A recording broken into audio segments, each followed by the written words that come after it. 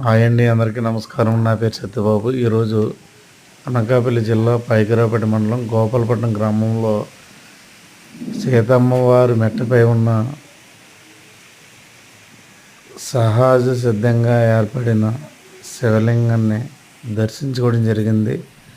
అలాగే ఈ యొక్క శివలింగానికి ఎన్నో వేల సంవత్సరాల చరిత్ర ఉన్నదని చెప్పి అక్కడున్న పూజారులు మరియు ఆలయ కమిటీ సభ్యులు స్థానికులు చెప్పడం జరిగింది. అలాగే ఈ మెట్టపై కూడా మరొక 4 శివలింగాలు కూడా సహజ సిద్ధంగా ఏర్పడినవి అని చెప్పి అన్నారు. ప్రతి సంవత్సరం కూడా నవంబర్ మాసంలో కార్తీక సోమవారాలు అనేవి చాలా ఘనంగా జరుపుతారండి. అలాగే మీలో ఎవరైనా ఈ యొక్క ఆలయం చూడాలనుకుంటే పైకిరావుపేటకి 10 కిలోమీటర్ దూరంలో ఉంది.